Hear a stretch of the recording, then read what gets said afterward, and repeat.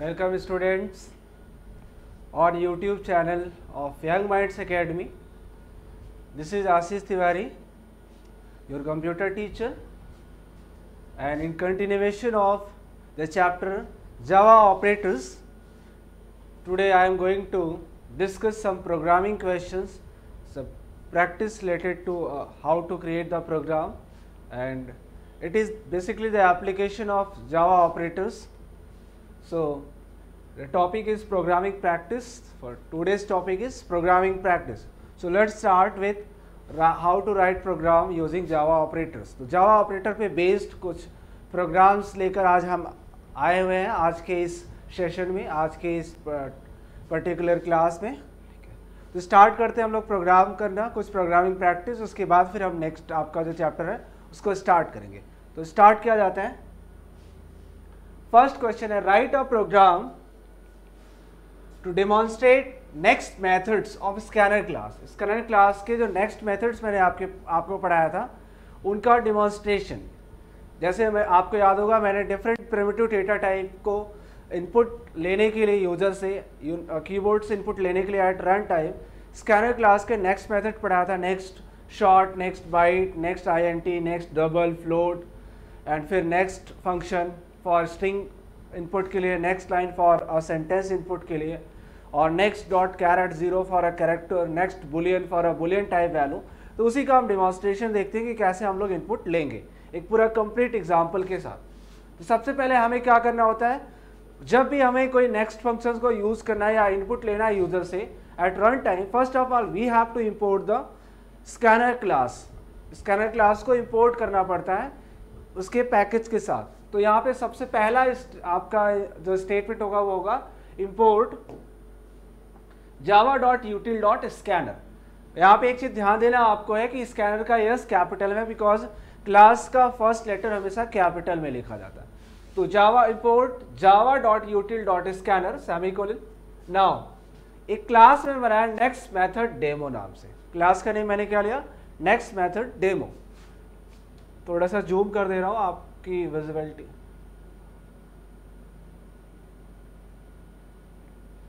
तो यहां पे मैंने क्लास लिया है नेक्स्ट मेथड डेमो नाम से. क्लास का नेम क्या लिया, नेक्स्ट मेथड डेमो. देन हम लोग मेन मेथड लिखेंगे public static void main string args.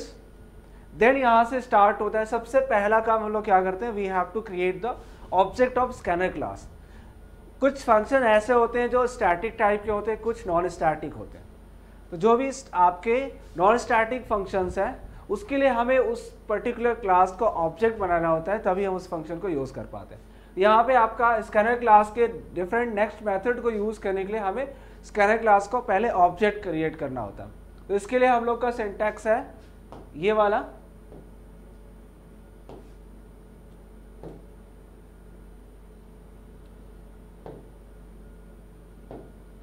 तो इसके लिए हम ये सिंटैक्स यूज करेंगे scanner ob is equal to new scanner system dot in. यहाँ पे स्कैनर क्या है, ये आपका क्लास नेम है. Scanner is the name of class. तो this one is the class name. Scanner class का नेम है ये, ठीक है. अगेन आपका ob क्या है, ये आपका ऑब्जेक्ट है. This one is object of scanner class. Object का नेम मैंने क्या लिया है, ob is equal to new. एक ऑपरेटर होता है जिसके थ्रू जो है ऑब्जेक्ट क्रिएट किया जाता है किसी क्लास का. फिर से स्कैनर सिस्टम डॉट इन. यहाँ पे आगे चल के आप पढ़ेंगे ये एक्चुअली कंस्ट्रक्टर होता है.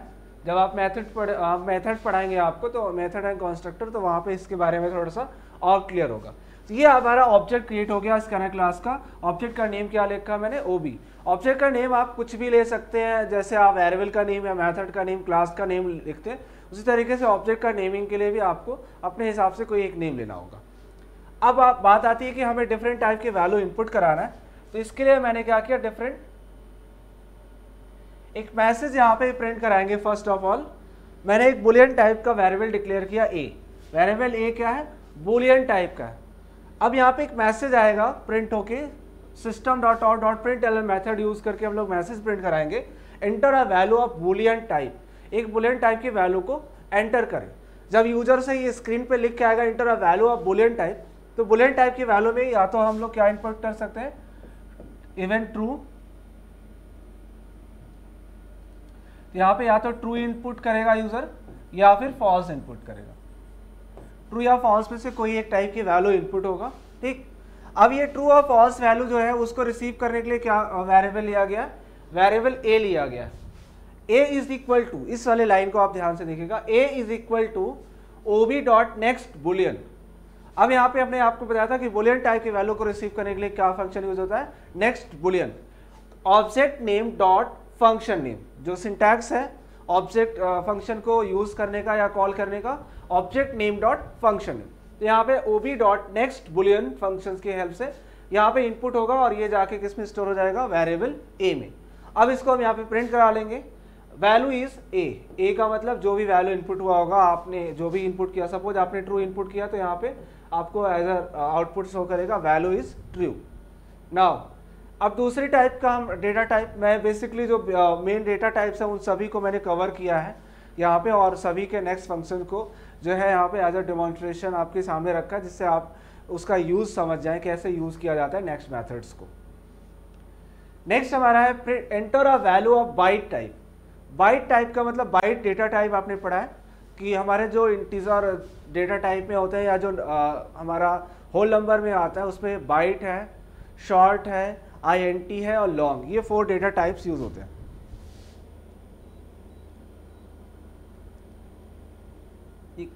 तो जो आपके होल नंबर में आपके 4 डिफरेंट डेटा टाइप है, byte, short, int and long. Byte आपका जनरली 1 बाइट का होता है, शॉर्ट जो है वो 2 बाइट का, और इंटीजर 4 बाइट का, और लॉन्ग हमारा 8 बाइट का स्पेस होता है।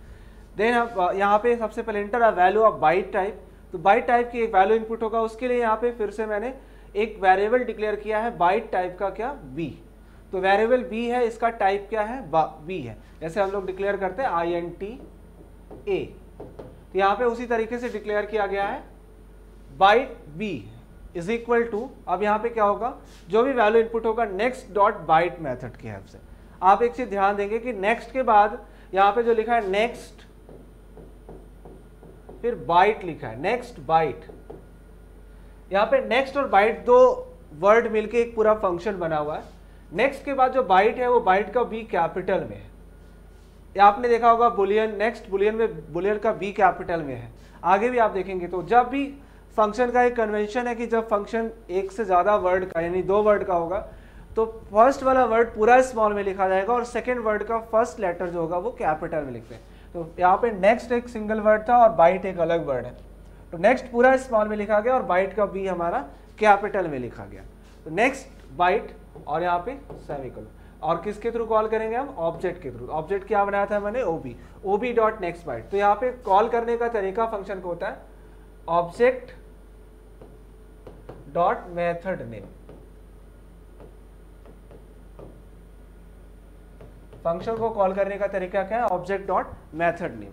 या तो हम कभी कभी क्लास के थ्रू भी कॉल कर सकते हैं, जैसे आपको मैथ फंक्शंस मैंने पढ़ाया था, मैथ क्लास के फंक्शंस को, तो अभी उसको भी हम बताएंगे कि उसमें देखेगा तो आपने जो है क्लास के नेम से कॉल किया जाएगा उसके मेथड्स को, या तो फिर class name dot method name. ये 2 अलग अलग तरीका है किसी भी मेथड को कॉल करने का। कॉल करने का मतलब यूज करने का। अब ऑब्जेक्ट डॉट मेथड नेम आपके ऐसे फंक्शंस को कॉल करेंगे जो क्या हो जाएंगे, नॉन स्टैटिक टाइप के मेथड्स होंगे। नॉन स्टैटिक, जिसके मेथड के पहले स्टैटिक कीवर्ड नहीं लगा होता है। जैसे यहाँ पे आप देखिए हमारा मेन मेथड है, उसके पहले एक कीवर्ड लगा है स्टैटिक, ठीक है, ये आपका स्टैटिक मेथड है। इसका मतलब है कि इस मेन मेथड को कॉल करने के लिए हमें ऑब्जेक्ट बनाने की जरूरत नहीं है, हम डायरेक्ट कॉल कर सकते हैं। तो किसी भी मेथड के पहले स्टैटिक एक मॉडिफायर है, ठीक है, कीवर्ड है जो मॉडिफायर की तरह वर्क करता है। जिस भी मेथड से पहले स्टैटिक लग जाता है उस मेथड को हम जो है डायरेक्टली कॉल कर सकते हैं क्लास के नेम से without creating the object of the class. इससे यहाँ पे, और जो भी आपका मेथड, इसका मतलब है कि जो मेथड आपका क्लास के नेम के साथ कॉल होगा वो आपका क्या होता है, स्टैटिक टाइप का मेथड होता है। ये आपका स्टैटिक मेथड होगा। तो यहाँ पे आपका स्कैनर क्लास में हम लोग ऑब्जेक्ट क्रिएट करके तब कॉल करेंगे, ठीक।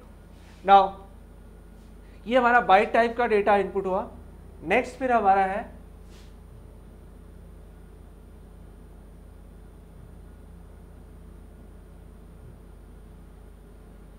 Inter a value of short type.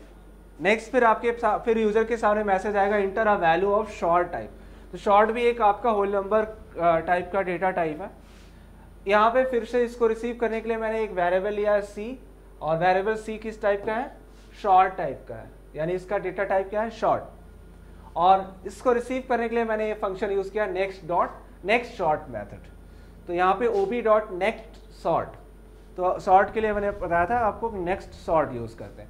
ये रिसीव हो जाएगा, उसके बाद फिर यहाँ पे वैल्यू इज, जो भी वैल्यू आपने इनपुट किया होगा वो यहाँ पे प्रिंट होगा इस स्टेटमेंट के थ्रू। नेक्स्ट फिर आपके सामने आएगा inter a value of INT type. INT मतलब इंटीजर के लिए शॉर्ट में यूज किया गया, inter a value of INT type. फिर जब इनपुट करेगा यूजर वैल्यू को, तो वो आपका रिसीव होगा। उसके लिए मैंने एक वेरिएबल डिक्लेयर किया है डी, और उसका टाइप क्या लिया है मैंने, INT।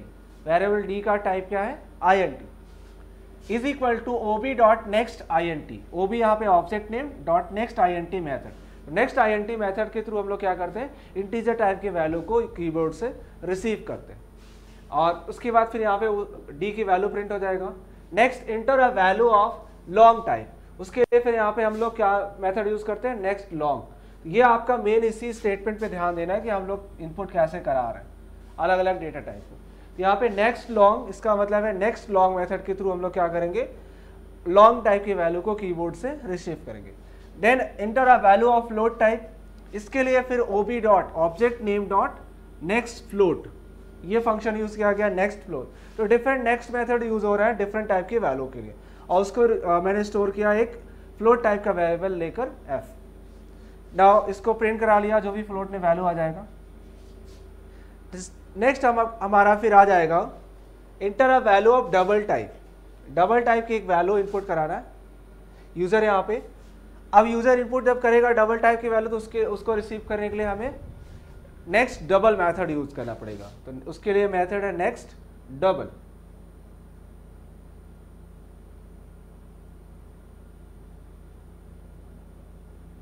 उसके लिए मेथड हमने यूज किया है, एक वेरिएबल लिया है g, जिसके अंदर ये स्टोर होगा वैल्यू, डबल टाइप का जो वैल्यू इनपुट करेगा यूजर, और उसके लिए उसको रिसीव करने के लिए हमने मेथड यूज किया next double. Again enter an alphabet, अब एक अल्फाबेट इनपुट करना। अभी तक जितने भी फंक्शन हमने पढ़े, byte, short, INT, long, float, double, सब में केवल एक ही चीज चेंज था, केवल सफिक्स चेंज होता था। नेक्स्ट के साथ हम लोग शॉर्ट के लिए शॉर्ट यूज करते थे, बाइट इनपुट कराना है तो नेक्स्ट के साथ बाइट वर्ड यूज करते थे, इंटीजर कराना था तो नेक्स्ट के साथ हम लोग यूज करते थे INT। यहां से थोड़ा सा आपका जो मेथड है वो अलग तरीके से दिखेगा। तो एक अल्फाबेट इनपुट करने के लिए यहां पे मेथड यूज किया जाता है next dot char at 0। Next dot char at 0 होता क्या है कि जो इनपुट करेंगे हम अल्फाबेट, तो इसको एक स्ट्रीम ऑफ कैरेक्टर्स के फॉर्म में रिसीव करता है जावा में। अब इसमें स्ट्रीम ऑफ कैरेक्टर होगा, उस स्ट्रीम ऑफ कैरेक्टर का मतलब ग्रुप ऑफ लेटर्स, उसमें से जो 0th पोजीशन पे होगा। देखिए यहाँ पे नेक्स्ट मेथड यूज किया गया, नेक्स्ट मेथड को पूरी तरीके से यूज किया गया। इन सब में देखिएगा तो नेक्स्ट बाइट पूरा वर्ड लिखा, यहाँ पे नेक्स्ट के साथ पैरेंथेसिस लग गया है, इसका मतलब नेक्स्ट मेथड को यूज किया गया है। बट साथ में क्या लगा है, डॉट कैर एट 0, यानी जो हमारा कैरेक्टर इनपुट होगा स्ट्रीम ऑफ कैरेक्टर, उसके 0th इंडेक्स पे। सपोज आप जब भी कोई एक वर्ड इनपुट करते हैं प्रोग्राम में, जैसे यहाँ पे वर्ड यूज किया गया दिस, तो ये आपका मेमोरी ब्लॉक में इस तरीके से स्टोर होता है THIS, इसका इंडेक्स 0, इंडेक्स 1, इंडेक्स 2, इंडेक्स 3, ये 0th पोजीशन है। ये क्या है, char at 0, char at 0, 0th index पे ये कैरेक्टर है। तो ये सिंगल कैरेक्टर को रीड करेगा, पूरे के पूरे वर्ड्स में से सिंगल कैरेक्टर को रीड करेगा। तो इसलिए यहाँ पे यूज किया गया नेक्स्ट डॉट कैर एट 0। इसका मतलब सिंगल कैरेक्टर जब आप इनपुट करेंगे तो उसको ये 0th इंडेक्स पे जो कैरेक्टर होगा उसको रिसीव करके और कैरेक्टर टाइप का वेरिएबल h में स्टोर कर देगा। नेक्स्ट आपका इंटर अ वर्ड, अगर आपको वर्ड एक पूरा का पूरा एंटर करना है तो उसके लिए सिंपली नेक्स्ट मेथड यूज किया गया, नेक्स्ट मेथड ओनली। ठीक है, मेथड का नाम है नेक्स्ट। यहाँ पे ऑब्जेक्ट डॉट नेक्स्ट, उससे हमारा पूरा एक सिंगल वर्ड। अगर आपको एक सेंटेंस इनपुट करना है या मल्टीपल लाइन इनपुट चाहिए तो उसके लिए जो मेथड यूज करते हैं नेक्स्ट लाइन मेथड। तो यहाँ पे मैसेज आएगा इंटर अ सेंटेंस, और उसको रिसीव करने के लिए मैंने L टाइप का एक वेरिएबल ले रखा है जिसका टाइप भी स्ट्रिंग होगा। ध्यान रखिएगा इन दोनों का टाइप स्ट्रिंग ही है, क्योंकि चाहे वो वर्ड हो चाहे ग्रुप ऑफ वर्ड्स या सेंटेंस हो, वो होगा आपका स्ट्रिंग टाइप का ही, ठीक। तो एक से ज़्यादा कैरेक्टर, जब भी एक से ज़्यादा कैरेक्टर होगा या ग्रुप ऑफ कैरेक्टर, तो वो स्ट्रिंग में ट्रीट किया जाता है। सिंगल कैरेक्टर को कैर वेरिएबल में स्टोर किया जाता है। अब यहाँ पे ये रिसीव होगा object dot next line method से, ठीक, और इसको यहाँ पे प्रिंट करा देंगे यहाँ पे। तो इस तरीके से हमारा ये प्रोग्राम कंप्लीट होता है। और ये बेसिकली ये प्रोग्रामिंग का जो पर्पस था, to demonstrate the use of different next method to receive different types of value. तो इस पूरे प्रोग्राम में मैंने आपको बताया कि कैसे डिफरेंट नेक्स्ट मेथड की हेल्प से हम आप जो है डिफरेंट डेटा टाइप का जो है वैल्यू इनपुट करा सकते हैं अपने प्रोग्राम में, ठीक। इसकी नीड आपको, ये कोई पर्टिकुलर प्रोग्राम नहीं है, बस डिमॉन्स्ट्रेशन है डिफरेंट नेक्स्ट मेथड का। इसमें से हर एक पर्टिकुलर नेक्स्ट मेथड का यूज़ आपको अपने रिक्वायरमेंट के अकॉर्डिंग प्रोग्राम में करना पड़ सकता है, ठीक। तो उस हिसाब से आपको ये पूरे नेक्स्ट मेथड का एक लिस्ट पूरा मिल गया आपको उसके डिमॉन्स्ट्रेशन के साथ। आई होप आपको ये क्लियर समझ में आ गया होगा। एक बार आप फिर से इस स्क्रीन पे देख लीजिए।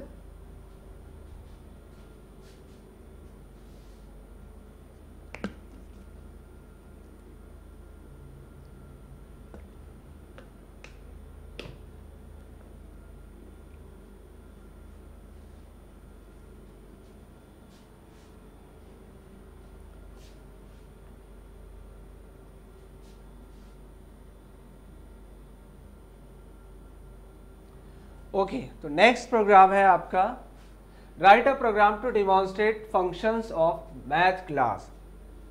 मैथ क्लास के फंक्शन इन जावा।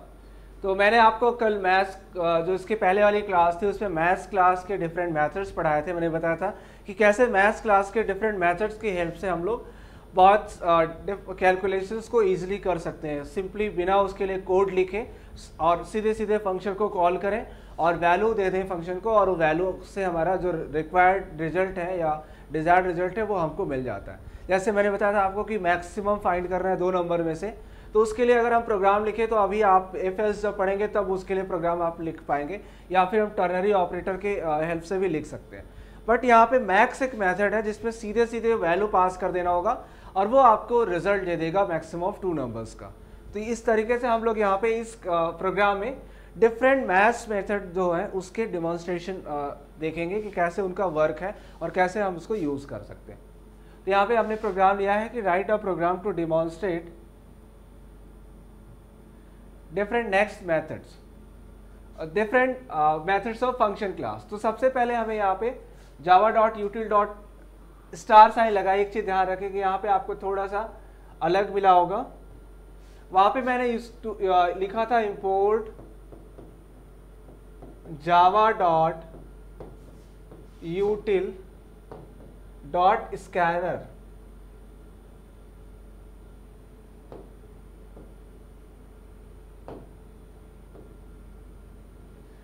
.scanner, ठीक। और यहां पे क्या यूज किया गया, java.util.star साइन लगा हुआ। स्टार साइन का मतलब होता है it represent the all the classes of utility package. यहां पे क्या होता है, ऑल क्लासेस। जब स्टार लगा देंगे तो यूटिलिटी पैकेज के जितने और भी क्लासेस हैं और मेथड्स है उसको भी हम सिंपली यूज कर सकते हैं। तो आप चाहे तो केवल स्कैनर क्लास, अगर आपको केवल और केवल स्कैनर क्लास यूज करना है यूटिलिटी पैकेज का, तो डॉट के बाद स्कैनर, ये सिंगल स्कैनर क्लास और उसके मेथड्स को इंपोर्ट करेगा। और जब स्टार लगा देंगे तो यूटिलिटी पैकेज में जितने क्लासेस हैं और उसके जितने मेथड्स हैं हम सभी को इस प्रोग्राम में यूज कर सकते हैं, ठीक। ये डिफरेंस है यहाँ पे स्टार और स्कैनर लिखने का। जनरली हम लोग स्कैनर ही यूज करते हैं क्योंकि हमें स्कैनर क्लास का ही वर्क होता है और उसके ही मेथड्स को हम यूज करते हैं प्रोग्राम में। अब यहाँ पे हमने एक क्लास या public class function of maths class नाम से, नेम क्या दिया क्लास का, फंक्शन ऑफ मैथ्स क्लास। बहुत बड़ा नेम है क्लास का, आप छोटा नेम रखिएगा। पब्लिक कीवर्ड यूज किया गया है, इसके बारे में अभी एक्सेस स्पेसिफायर जब आप पढ़ेंगे तो वहाँ मैं बताऊंगा कि पब्लिक, प्राइवेट और प्रोटेक्टेड का क्या मीनिंग है, ठीक है। पब्लिक का भी, स्टैटिक का भी, इन सब का मीनिंग आपको समझाया जाएगा जब हम फंक्शन पढ़ेंगे और एक्सेस स्पेसिफायर्स पढ़ेंगे। अब यहाँ पे मैंने मेन मेथड को कॉल किया, पब्लिक स्टैटिक वॉइड मेन।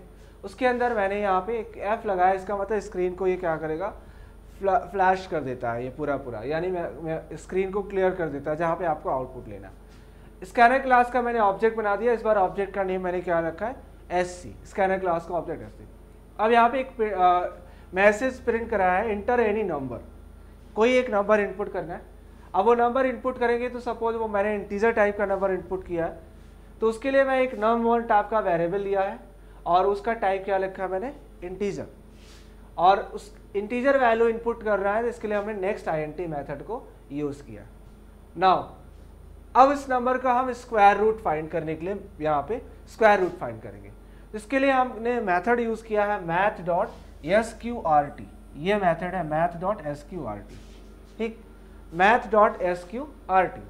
यहाँ पे आप ध्यान रखिएगा, यहाँ पे नेक्स्ट मेथड को कॉल करने के लिए sc.next लिखा गया है, और यहाँ पे sqrt एक मेथड है मैथ क्लास का, उसको कॉल करने के लिए math.sqrt लिखा गया। तो यहाँ पे नेक्स्ट मेथड को ऑब्जेक्ट के थ्रू कॉल किया गया है और sqrt मेथड को हमने क्लास के नेम के थ्रू कॉल किया है, ठीक।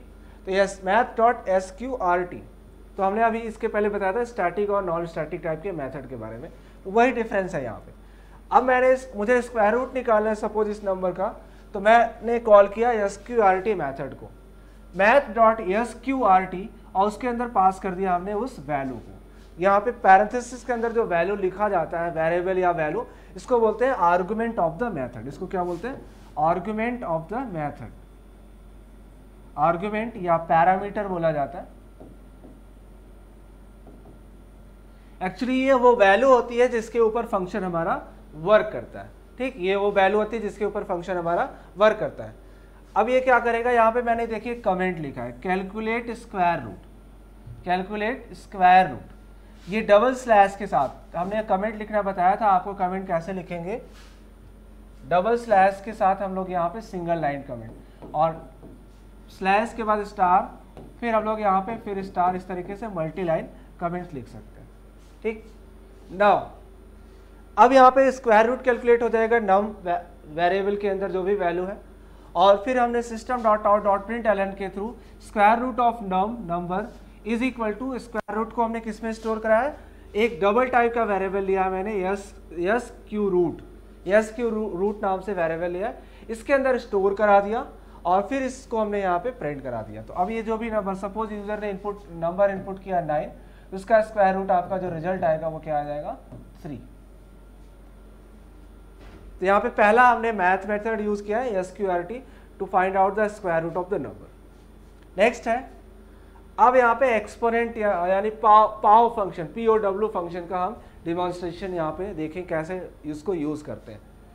यहाँ पे पहले एक मैसेज आएगा, inter base and exponent number, base और एक्सपोनेंट नंबर, उसको इनपुट लेने के लिए मैंने एक इंटीजर टाइप का बेस वेरिएबल लिया है और एक आपका इंटीजर टाइप का एक्सपो वेरिएबल लिया। ये इसको हमने इनपुट कराया, वैल्यू इंटीजर टाइप का है तो इसको इनपुट लेने के लिए नेक्स्ट INT मेथड यूज किया गया है, और एक्सपोनेंट भी इंटीजर टाइप का इनपुट हो रहा है, इसको भी इनपुट लेने के लिए नेक्स्ट INT मेथड यूज किया गया। अब यहाँ पे यूजर इनपुट कर लेने के बाद अब इसके ऊपर वर्क होना है।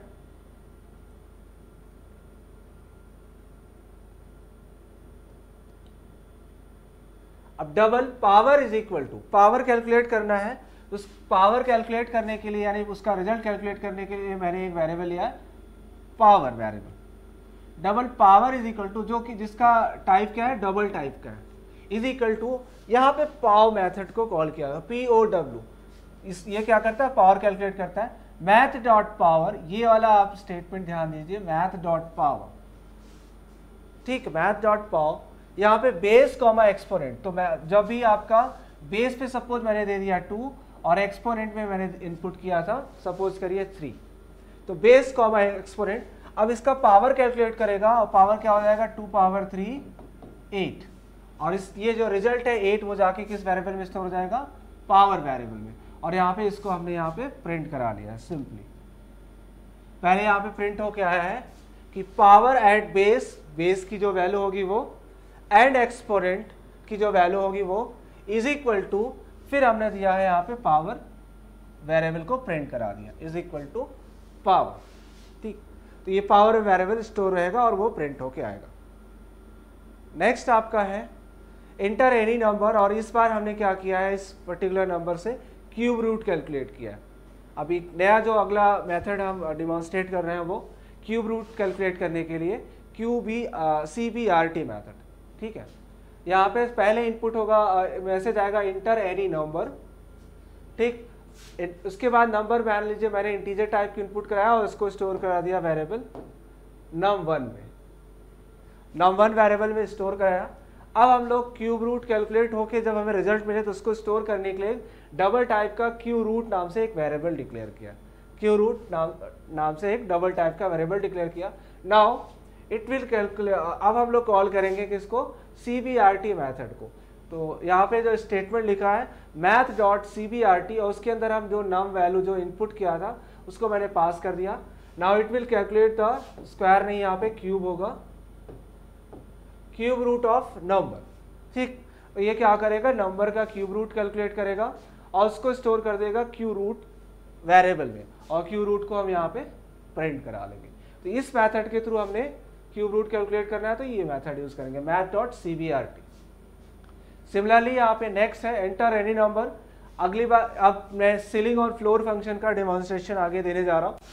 सीलिंग और फ्लोर मैंने आपको बताया था, सीलिंग क्या होता है, किसी भी पर्टिकुलर डेसिमल वैल्यू से जस्ट बड़ी जो है एक इंटीजर यानी होल नंबर वैल्यू जो कि अपने आप में सबसे उससे बड़ी हो लेकिन सबसे छोटी आपका इंटीजर वैल्यू हो, उसी को हम लोग सीलिंग ऑफ नंबर बोलते हैं। जैसे यहाँ पे 23.8 है, तो 23 आपका क्या है, डेसिमल वैल्यू है।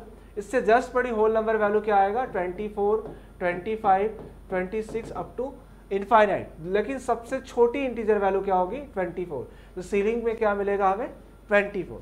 तो यहाँ पे इनपुट यानी नंबर हम इस पे ध्यान रखेंगे कि नंबर ऑफ फ्लोट टाइप, क्योंकि फ्लोट टाइप का इनपुट करेंगे तभी हमें सीलिंग फ्लोर समझ में आएगा।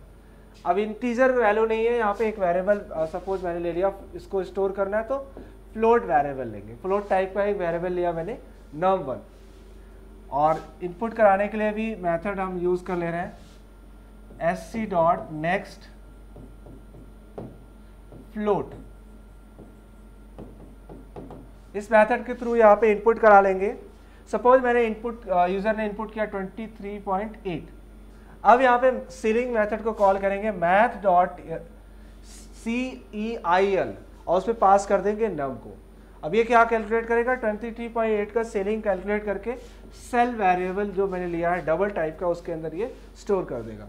स्टोर करने के बाद फिर हम इसको यहाँ पे प्रिंट करा लेंगे। सिमिलरली यहाँ पे भी मैंने वेरिएबल जो ले रखा है, यहाँ पे जो वेरिएबल दिया है वो आपका num1 है। Inter any number of, again float type लेंगे, फ्लोट टाइप, ये फ्लोट पे ही सीलिंग फ्लोर समझ में आएगा। अब इसको स्टोर करने के लिए फिर से मुझे फ्लोट वेरिएबल ही लेना होगा और मेथड को मैं यहाँ पे यूज करूंगा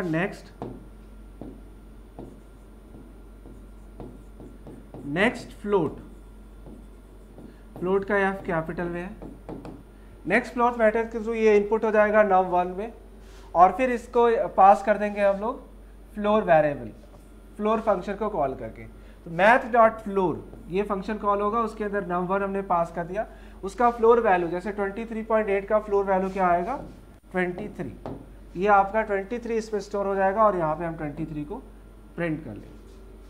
तो ये जो कुछ मैथ क्लास के मेथड से उसका हमने डिमॉन्स्ट्रेशन आपको दिया कि कैसे उसको हम लोग यूज़ करते हैं। बस आपको ध्यान रखना है मैथ क्लास के मेथड को कॉल करने के लिए math.function नेम और ब्रैकेट में आर्गुमेंट पास करेंगे। आर्गुमेंट का मतलब वैल्यू होता है। अब वैल्यू कितना आर्गुमेंट पास होगा यानी कितनी वैल्यू पास होगी वो फंक्शन के ऊपर डिपेंड करता है।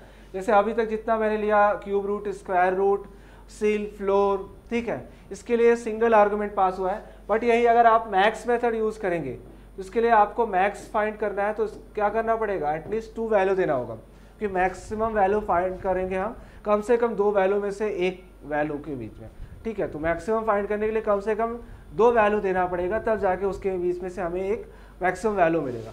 math.max और इसके अंदर वैल्यू सपोज मैंने दे दिया a, b। ए और बी आपका डिफरेंट टाइप का वैल्यू हो सकता है, इंटीजर टाइप के, और इसका मैक्सिमम फाइंड करके देगा। तो this is the demonstration of some methods of maths class. Now next let's see the next example.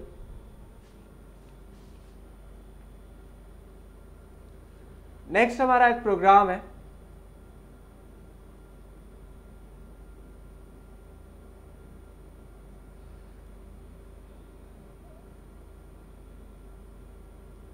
Right a programme. वैप यहाँ पे जो मैंने यूज किया है वर्ड वैप, इसका मतलब है, वैप का मतलब हम आगे यूज करेंगे write a program. Write a program कुछ शॉर्ट में हम लिखेंगे वैप. Write a program to enter any 3 digit number and find the sum of its all digits. इसके पूरे डिजिट्स का सम फाइंड करना है हमें. तो क्या करना है हमें यहाँ पे प्रोग्राम में, एंटर एनी 3 डिजिट नंबर. ठीक है, कोई भी 3 डिजिट का नंबर,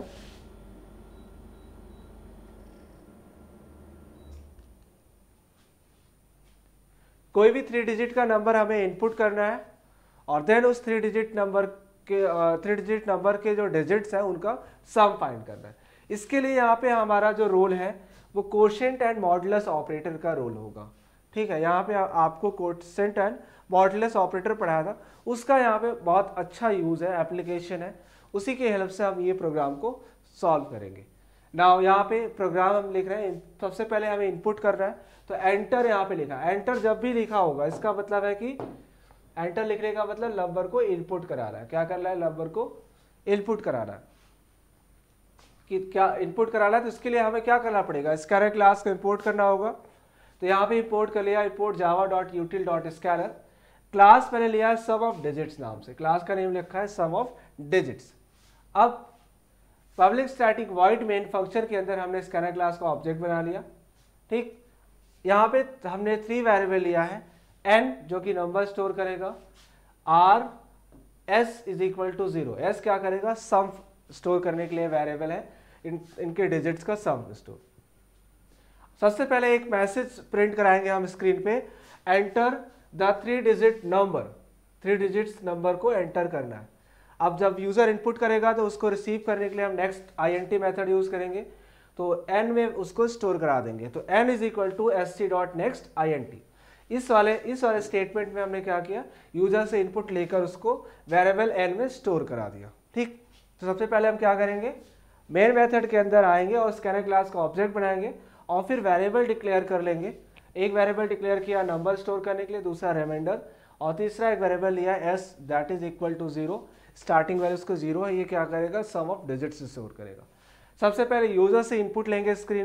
इनपुट लेने के लिए एक मैसेज लिखेंगे स्क्रीन पर, enter the 3 digit number.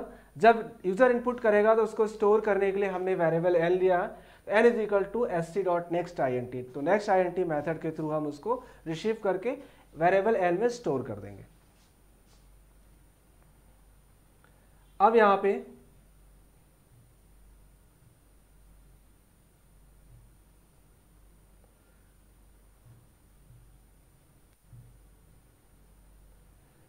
Calculation हो रहा है, इसको समझना है. मेन आपको कैलकुलेशन कैसे हो रहा है. सपोज एक नंबर मैंने इनपुट किया, एक नंबर लेके चल रहे हैं, n is equal to suppose है 782. एक 3 डिजिट का नंबर है 782. Now r is equal to n divided by 10. Divided by 10 है बट मॉडुलस ऑपरेटर से डिवाइड किया. इसका मतलब क्या है, ये रिमाइंडर देगा. r में क्या मिलेगा, हमें रिमाइंडर मिलेगा. तो r is equal to n. तो 782 को जब हम 10 से डिवाइड करेंगे तो रिमाइंडर क्या मिलेगा हमें, 2. 78 टाइम डिवाइड होगा और रिमाइंडर क्या मिलेगा हमें, 2 मिलेगा यहाँ पे. तो r की वैल्यू कितनी हो गई यहाँ पे, r इज इक्वल टू हो गया 2. ठीक, अब इस r को क्या किया मैंने, s में स्टोर करा दिया. s is equal to s plus r. s की वैल्यू क्या थी स्टार्टिंग में 0, प्लस r की वैल्यू क्या मिला हमें 2. तो s की वैल्यू कितना हो गया, 2. फिर 2 हो गया. अब हम नंबर को 3 डिजिट नंबर में से जो उसका यूनिट प्लेस का डिजिट था उसका हमने इसको अलग कर लिया, अलग से फाइंड आउट कर लिया और उसको हमने क्या कर लिया, सम के साथ ऐड कर दिया. अब हमें क्या करना है, इसको 3 डिजिट से 2 डिजिट में कन्वर्ट करना है. तो 2 डिजिट नंबर कन्वर्ट करने के लिए क्या करेंगे, n is equal to number divided by 10. Number को 10 से डिवाइड करके उसका जो कोशेंट आएगा, क्योंकि ये कोशेंट ऑपरेटर है, तो क्या करेंगे उसको हम वापस क्या करेंगे नंबर में स्टोर कर देंगे. तो 782 को जब हम 10 से डिवाइड करेंगे तो कितनी टाइम डिवाइड होगा ये 78 टाइम्स डिवाइड होगा, क्योंकि 2 रिमाइंडर आएगा और 78 टाइम क्वोशंट मिलेगा। ठीक, तो 78 क्वोशंट आ गया। अब n की वैल्यू कितना हो गया, n हो गया हमारा 78। ठीक, यहाँ पे तो r की वैल्यू क्या हो गई थी इस वाले पूरे स्टेटमेंट्स के हेल्प से, r हो गया 2, सम की वैल्यू हो गई 2 और n की वैल्यू अब हो गया 78। अब अगेन जो इसके बाद वाला स्टेप है,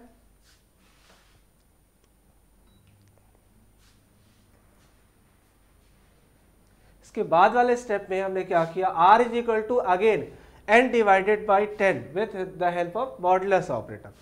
अब यहाँ पे n की वैल्यू कितनी हो गई 78, तो n की वैल्यू 78 है, उसको हम मॉडुलस ऑपरेटर की हेल्प से डिवाइड कर देंगे 10 से। अब हमें रिजल्ट क्या मिलेगा, कितनी टाइम डिवाइड होगा 78 10 से, 7 टाइम, और 8 क्या मिलेगा हमें, रिमाइंडर मिलेगा, तो रिमाइंडर मिल गया हमें 8। अब यहाँ पे r की वैल्यू हो गया, ठीक, r की वैल्यू हो गई 8। Again s is equal to sum में अब स्टोर करेंगे किसको, r को हम ऐड कर देंगे सम के अंदर। सम का वैल्यू कितना था, यहाँ पे 2 था, तो यहाँ पे हो जाएगा sum is equal to s is equal to, sum की वैल्यू थी 2 प्लस 8 हमें r यहाँ से कैलकुलेट हुआ है, और ये कितना हो जाएगा s इज इक्वल टू अब हो गया हमारा 10। अगेन फिर से n is equal to n divided by 10, तो 78 को अगर हम फिर से 10 से डिवाइड करेंगे तो कितनी टाइम डिवाइड होगा 7, या इस बार हमें क्वोशंट लेना है तो क्या करेंगे 10 से यहाँ पे क्वोशंट ऑपरेटर यूज करेंगे, यहाँ पे मिलेगा 7, और अगली बार फिर यहाँ पे 7 मिल गया। इसका मतलब हमें पहली बार में हमें क्या मिला यूनिट प्लेस, दूसरी बार में हमें 8 मिला था, ये टेंस की प्लेस की डिजिट थी, और यहाँ पे जब हमने 78 को 10 से डिवाइड किया with the help of quotient operator तो 7 मिला, और 7 क्या है हमारा हंड्रेड्स की प्लेस की डिजिट है। अब इस n is equal to n divided by 10, तो यहाँ पे क्या मिलेगा n की वैल्यू 7, और फिर इस n को क्या करेंगे हम अगेन s में स्टोर कर ऐड कर देंगे। यहाँ पे s इज इक्वल टू हो जाएगा, s का वैल्यू क्या था इसके पहले, इस स्टेप तक s वैल्यू हो चुकी थी 10 प्लस 7 कितना हो गया 17। इस तरीके से अब इसका अगर हम सम देखें तो कितना आएगा 782 का, जो अगर हम सम करेंगे सम ऑफ डिजिट तो 7 प्लस 8 प्लस 2 70। इस तरीके से हम लोग यहाँ पे क्या मिल गया हमें सम ऑफ डिजिट्स, और फिर इस वाले लाइन में हम इसको क्या किए, मैंने इसे प्रिंट करा दिया। तो यहाँ पे कैलकुलेशन एक बार आप फिर से देख लीजिए, यहीं से मेन कैलकुलेशन है आपका। इसके पहले वाले स्टेप में हमने केवल इनपुट कराया था, तो वहाँ तक इजी है स्टेप है। मेन आपका लॉजिक इस वाले स्टेप में है, तो इसको फिर से एक बार समझ लीजिए स्क्रीन पे। सबसे पहले हमने एक नंबर को हम एज्यूम करके चलते हैं, ठीक है, कि 182 नंबर इनपुट किया गया, तो पहले हम उसका यूनिट प्लेस का डिजिट अगर फाइंड करना है, किसी 3 डिजिट नंबर के यूनिट प्लेस का डिजिट फाइंड करना है, या 2 डिजिट नंबर के, या किसी भी यूनिट प्लेस के डिजिट फाइंड करने के लिए हम क्या करते हैं, उसको 10 से डिवाइड करते हैं। तो 10 से डिवाइड करेंगे तो हमें जो रिमाइंडर आएगा वो 2 मिलेगा। उसको मैंने s वेरिएबल जो सम स्टोर करने के लिए मैंने डिक्लेयर किया था उस पर ऐड कर दिया, और फिर वैसे नंबर में अब क्या चाहिए, टेंस और हंड्रेड की प्लेस का डिजिट चाहिए अलग से। तो उसके लिए हम क्या करेंगे, क्वोशंट ऑपरेटर की हेल्प से हम इसको डिवाइड कर देंगे अगेन 10 से, और 10 से जब डिवाइड करेंगे इसे तो इसका क्वोशंट मिलेगा 78, वो हमारा बन जाएगा फिर से न्यू नंबर, तो नया नंबर बन गया 78 यहाँ पे। और अगेन फिर हम क्या करेंगे, अब 78 के यूनिट प्लेस का डिजिट हम फाइंड कर लेंगे with the help of modulus operator. तो 78 को फिर से डिवाइड कर दिया गया 10 से, और यूनिट प्लेस का डिजिट हमें रिमाइंडर मिलेगा, 8 रिमाइंडर मिल गया, उसको फिर से मैंने s वेरिएबल में स्टोर कर दिया। तो s की वैल्यू हो गई, पहले 2 0 था, फिर 2 हुआ, प्लस पे उस पर प्लस ऐड हो गया आपका 8, तो बन गया 10। और फिर से हम नंबर का अब क्या करेंगे, 78 के यूनिट प्लेस का डिजिट ले लेंगे अगर हम, तो वो 782 के भी यूनिट प्लेस का डिजिट होगा, सॉरी 100th प्लेस का डिजिट होगा। तो इस डिजिट को हमने कैलकुलेट करने के क्या किया, नंबर को 10 से डिवाइड किया with the help of quotient operator, और हमें रिजल्ट मिल गया 7, और इस 7 को हमने फिर से s वेरिएबल में स्टोर ऐड कर दिया, तो 10 प्लस 7 हो गया 70। तो इस तरीके से हमने 782 के डिजिट्स का सम फाइंड कर लिया। बस यहाँ पे आपका जो रोल है वो मॉडुलस और क्वोशंट ऑपरेटर का है। नेक्स्ट क्लास है, नेक्स्ट आपका जो प्रोग्राम है इस आगे कंटिन्यूएशन में, input item name, rate and quantity sold, calculate the amount rate into quantity eight 12% GST and display net bill amount.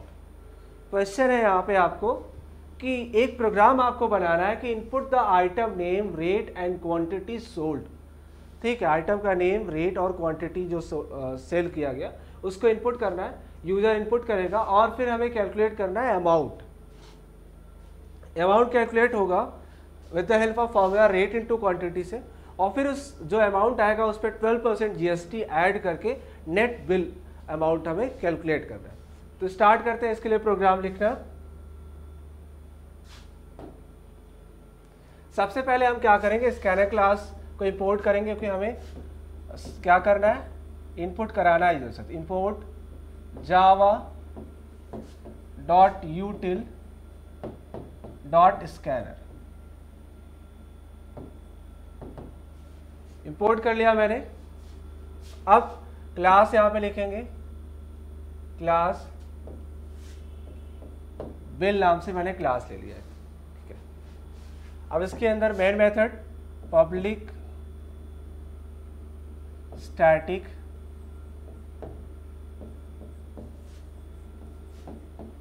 void main string args,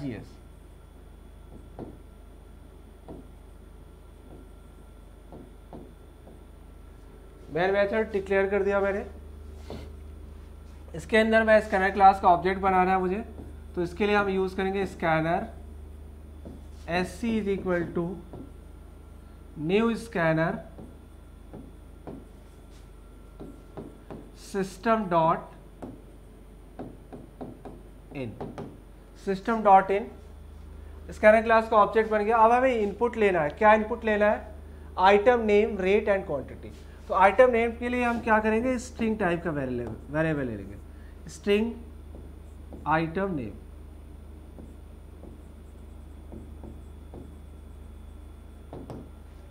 और उसके बाद आपका रेट एंड क्वांटिटी के लिए वेरिएबल लेंगे।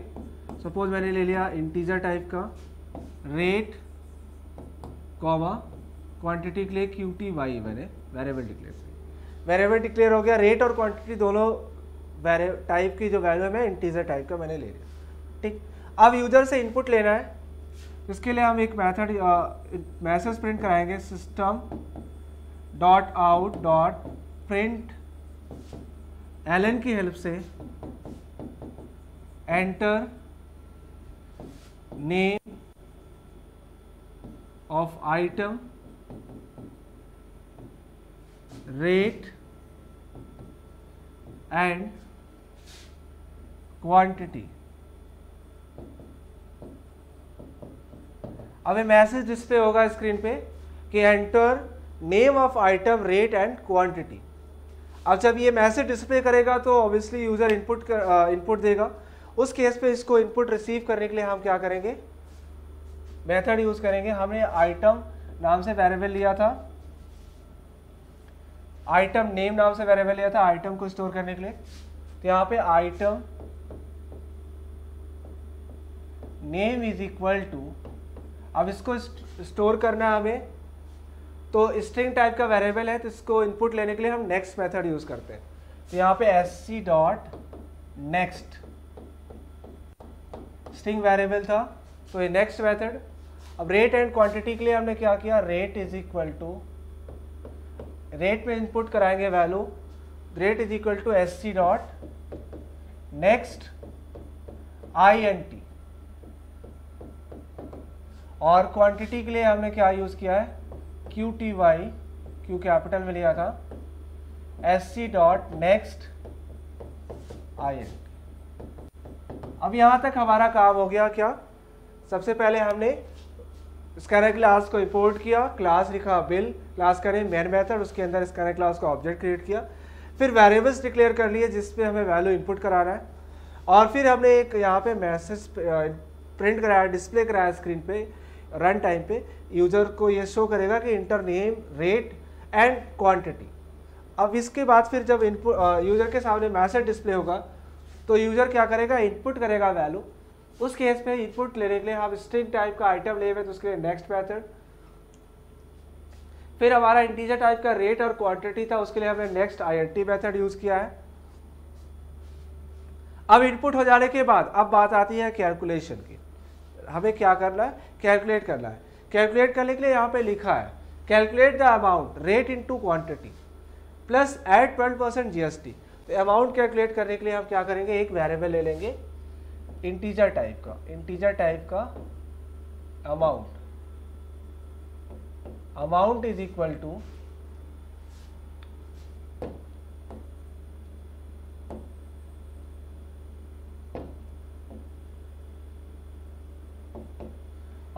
इक्वल टू यहाँ पे वेरिएबल मैंने पहले डिक्लेयर नहीं किया था, अमाउंट वेरिएबल उसको जब जरूरत पड़ी उस टाइम पे डिक्लेयर कर लिया मैंने।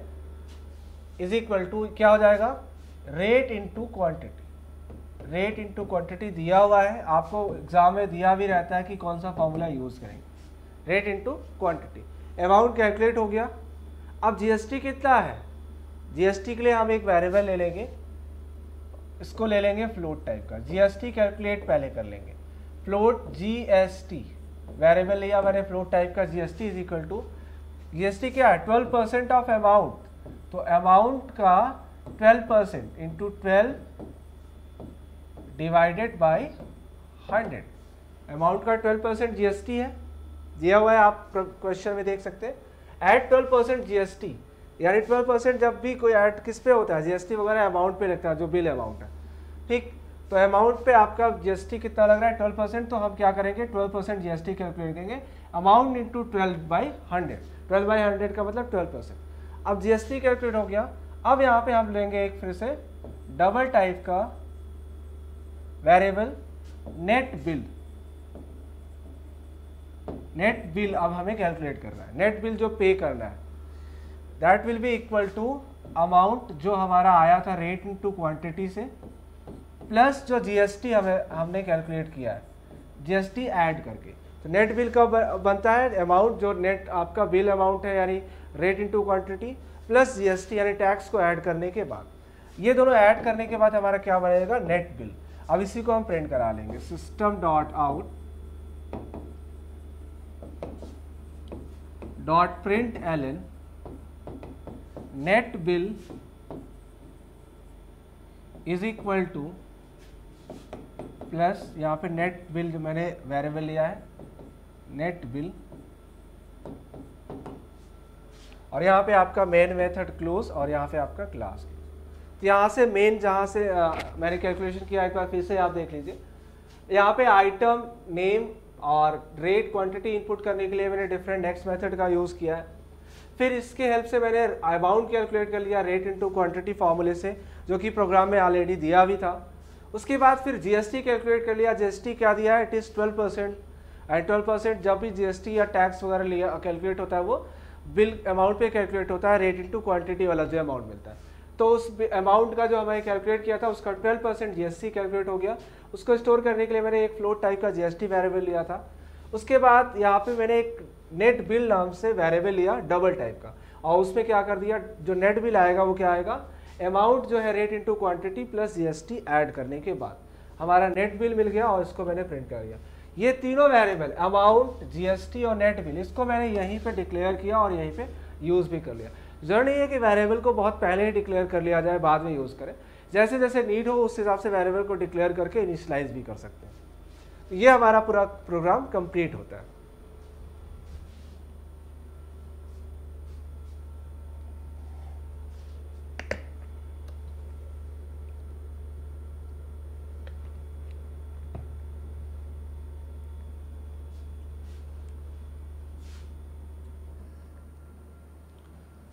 ओके स्टूडेंट्स, तो नेक्स्ट आपका इस पे जो प्रोग्राम है, स्क्रीन पे जो दिख रहा है आपको, इसको थोड़ा सा जूम कर दूं।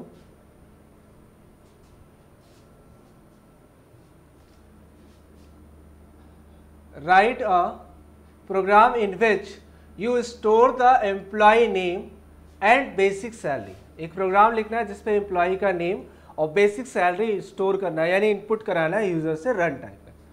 And calculate HRA at the rate 15% of basic salary. HRA मतलब होता है कि होम रेंट अलाउंस, जो घर का किराया भत्ता दिया जाता है उसको HRA बोलते हैं। ये एम्प्लॉयज़ को दिया जाता है कि रेंट पे अगर रूम लिए हैं तो उसका जो है उनकी बेसिक सैलरी का एक पर्टिकुलर परसेंट उनको किराए के रूप में दिया जाता है। एंड डीए मतलब डियरनेस अलाउंस यानी महंगाई भत्ता, वो कितना है आपका 40% ऑफ बेसिक सैलरी का 40%, ठीक। एंड टीए मतलब ट्रैवल अलाउंस यानी यात्रा भत्ता, कितना है आपका 5% of basic salary. And PF at the rate 10% of basic salary. PF होता है बेसिक सैलरी का 10%। पीएफ क्या होता है, डिडक्ट होता है, डिडक्ट होके एक आपका अकाउंट होता है पीएफ का, उसमें जाके जमा होता रहता है, और जब रिटायर होता है एम्प्लॉय तो उसको बाकी उसमें और कंपनी भी ऐड करती है कुछ अमाउंट, उसके बाद रिटायरमेंट के बाद उसे एक पूरा इकट्ठा अमाउंट के रूप में मिलता है। तो यहाँ पे आपको कैलकुलेट क्या करना है, एंड नेट सैलरी का जो फॉर्मूला है वो क्या है, basic plus HRA plus TA plus DA minus PF। तो जो उसको नेट सैलरी मिलेगी यानी मंथ एंड पे जो उसको सैलरी मिलेगी वो क्या मिलेगी, बेसिक सैलरी में उसको HRA ऐड करके प्लस ट्रैवल अलाउंस ऐड करके प्लस DA यानी डियरनेस अलाउंस ऐड करके उसमें से PF का अमाउंट डिडक्ट कर दिया जाएगा। PF अमाउंट डिडक्ट करके एक अलग से अकाउंट होता है, उस पर जमा होता रहता है। तो ये नेट सैलरी कैलकुलेट करना है आपको। तो क्या करना है, पहले प्रोग्राम लिखना है जिसके लिए एम्प्लॉय का नेम और उसका बेसिक सैलरी इनपुट कराना, बस ये दो वैल्यू इनपुट होना है, नेम और बेसिक सैलरी। और बाकी के आपके जो TA DA HRA है और PF है उसको कैलकुलेट करना है, और फिर इस फॉर्मूले के बेसिस पे नेट सैलरी कैलकुलेट करना है कि एम्प्लॉय की नेट सैलरी कितना होगा on the amount entered as a basic salary, ठीक। तो स्टार्ट करते हैं इसको प्रोग्राम लिखना। सबसे पहले क्या करेंगे हम लोग, इंपोर्ट करेंगे, क्योंकि हमें इनपुट कराना है, तो import Java dot यूटिल dot scanner. Scanner class को मैंने इंपोर्ट कर लिया। अगेन क्लास लिखेंगे, क्लास का नेम मैंने सपोज कर लिया सैलरी दे दिया, क्लास सैलरी। इसके अंदर मेन मेथड मैंने बताया था, मैं शॉर्टकट में भी लिखूंगा पब्लिक स्टैटिक वाइट मेन, मैंने शॉर्ट में लिखा स्ट्रिंग ARGS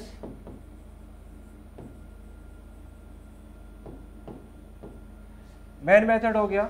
इसके अंदर पहले हम क्रिएट करेंगे स्कैनर क्लास का object, scanner SC is equal to new scanner system dot in. Scanner class का ऑब्जेक्ट क्रिएट हो गया। अब वेरिएबल डिक्लेयर करना है हमें, तो यहाँ पे एक इंटीजर टाइप का वेरिएबल मैं ले रहा हूँ, इंटीजर बजाय मैं डबल टाइप का वेरिएबल ले लेता हूँ सैलरी नाम से, SAL। और स्ट्रिंग टाइप का वेरिएबल मैंने ले लिया एम्प्लॉय नेम, ई नेम, ठीक। दो वेरिएबल डिक्लेयर कर लिया मैंने, one is salary of double type and another is E name of string type. Now अब आगे बढ़ते हैं इसमें। अब हमें इनपुट कराना है सैलरी और एम्प्लॉय का नेम। उसके लिए हम लोग क्या करेंगे, प्रिंट कराएंगे एक statement system dot out dot println enter name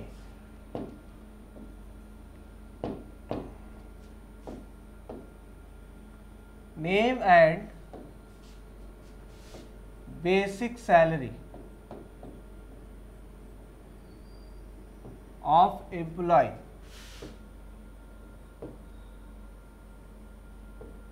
employ का नेम और बेसिक सैलरी एंटर करना है। अब इनपुट जब करेगा यूजर तो उसके लिए हमने क्या लिया है, वेरिएबल लिया है ई नेम नाम से। E name is equal to SC dot next method. Next method के थ्रू हमने क्या किया, इनपुट रिसीव किया और उसको स्टोर कर दिया ई नेम में। अब यहाँ पे सैलरी नाम से वेरिएबल मैंने ले रखा है, वेरिएबल सैल ही लिया मैंने, तो सैलरी नहीं है पूरा। ध्यान रखना है कि वही वेरिएबल नेम उतना ही लिखेंगे जितना आपने डिक्लेयर किया हुआ है। तो यहाँ पे SAL है is equal to SC dot next INT, next INT। अब यहाँ पे एम्प्लॉय का नेम और बेसिक सैलरी एंटर कर दिया गया। अब कैलकुलेट करना है डिफरेंट जो फंड्स हैं, क्या क्या कैलकुलेट करना है। HRA 15% ऑफ बेसिक सैलरी, इसके लिए हम ले लेते हैं एक फ्लोट टाइप का variable, float HRA is equal to, HRA is equal to 15% of basic salary. इसके लिए हमें क्या करेंगे, सैलरी, बेसिक सैलरी में किस में स्टोर किया मैंने, SAL वेरिएबल में, इनटू 15 डिवाइडेड बाय 100, ये हो जाएगा हमारा HRA कैलकुलेट हो जाएगा। DA कितना दिया हुआ है, DA is equal to 40% of basic salary. तो यहाँ पे एक फ्लोट टाइप का वेरिएबल लेंगे क्योंकि परसेंटेज में वैल्यू कैलकुलेट हो रही है, तो ये डेसिमल में मिलेगा ऑब्वियसली।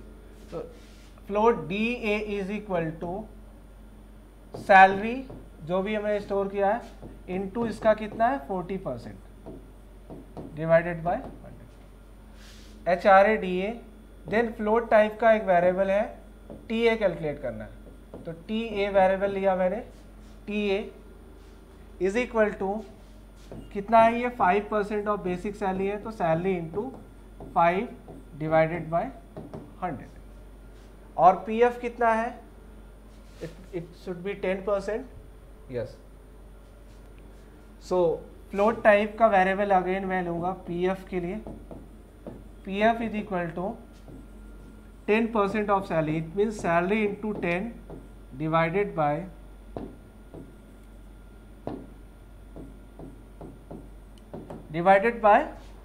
100। अब यहाँ पे हमारा इनपुट हो गया एम्प्लॉय का नेम, सैलरी, और फिर उसी सैलरी के बेसिस पे मैंने 15% ऑफ सैलरी HRA कैलकुलेट किया, एंड 40% ऑफ सैलरी कैलकुलेट किया DA, and 5% of salary calculate कर लिया TA, and PF 10% of salary calculate कर लिया। ये हमारा पूरा कैलकुलेशन हो गया। यहाँ पे मेन आपका जो लॉजिक, यहाँ पे सिंपली फॉर्मूला यूज करना और कुछ है नहीं। अब हमें क्या करना है, now we have to find out और we have to calculate the net salary to be paid to employ को जो पेड करना है नेट सैलरी। तो उसके लिए जो फॉर्मूला है वो क्या है, एक फिर हम डबल टाइप का वेरिएबल लेंगे नेट सैलरी के लिए, double net salary is equal to, double type का वेरिएबल मैंने लिया, net salary is equal to क्या हो जाएगा, बेसिक सैलरी, बेसिक सैलरी क्या था, SAL में स्टोर था, plus HRA plus DA plus TA। ठीक, आप चाहे तो इन सबको कैपिटल लेटर में लिख सकते हैं, बट जिस कैपिटल स्मॉल जिस पे भी लिखेंगे वेरिएबल का नेम है उसी सेम उसी केस में हम यहाँ पे यूज भी करेंगे। प्लस TA माइनस PF, इन सबको क्या करेंगे एक ब्रैकेट में ऐड कर लेंगे और माइनस PF। तो net salary is equal to salary plus HRA plus DA plus TA minus उसमें से क्या हो जाता है PF, यानी PF डिडक्ट होता है। अब इसी को प्रिंट करा लेंगे, तो SOPLN नेट सैलरी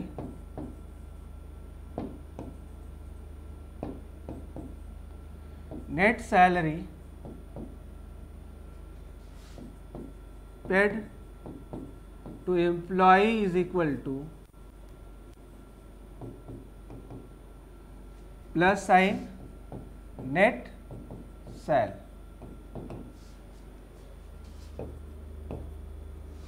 ये हमारा कैलकुलेट हो गया। तो यहाँ पे आप देख सकते हैं प्रोग्राम में क्या दिया था कि right a program in which you store the employee name, basic salary, calculate HRA 15% of basic salary, DA is 40% of basic salary, and TA 5% of basic salary, and PF 10% of basic salary. And how to calculate the net salary? The formula is given as it is as basic plus HRA plus TA plus DA minus PF. PF will always deducted from the basic salary or from the salary. ठीक है.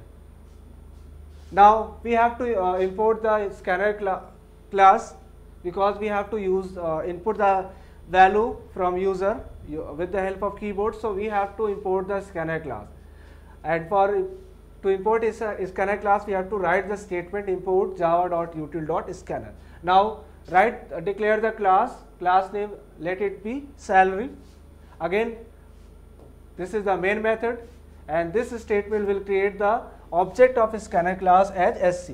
Now declare two variables, one is SAL of double type to receive the basic salary of employee, and another is with name ename of string type to store the name of the employee. Now we will display a message on screen on runtime to enter the name and basic salary of employee, and to receive employee name and basic salary we have to use next and next int method. Next method is used to receive the name of the employee, and next int method is used to receive the basic salary of employee. Now let's calculate the HRA, TA, DA and PF as per the rate percentage given. So rate percentage for HRA is, it is the 15% of basic salary. So the formula will be salary into 15 upon 100, 15% of basic salary. And for DA, the formula will be salary into 40%, it means salary into 40 upon 100. Again for TA, because it is 5% of basic salary, so it will be calculated on the basis of formula salary into 5 upon 100.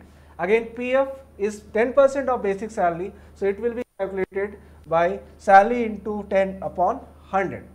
Now we will calculate the net salary to be paid to employee.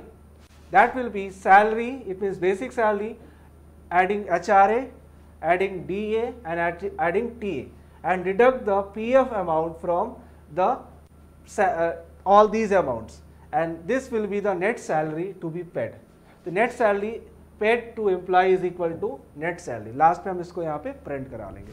So this is the program to calculate the this is the program as per the question given. तो इस तरीके से आपका आज की class में हमने जो है आपको डिफरेंट प्रोग्राम्स बताया कि कैसे प्रोग्राम लिखेंगे ऑपरेटर की हेल्प से. तो बेसिकली तो पूरा जो चैप्टर था ये जावा ऑपरेटर्स, उस पर हम लोगों ने स्टार्टिंग के 4 लेक्चर कवर किए, थ्योरेटिकल और कॉन्सेप्चुअल पोर्शन पे. लास्ट का लेक्चर पूरी तरीके से डेडिकेटेड था प्रोग्रामिंग पे. तो इसके बाद अब हम नेक्स्ट क्लास पे न्यू टॉपिक स्टार्ट करेंगे. ओके, और इस होप के साथ कि आपको ये समझ में आएगा, ठीक है, और समझ में आया होगा. और अब हम इसी के साथ आज का ये सेशन एंड करते हैं. Good day to all of you.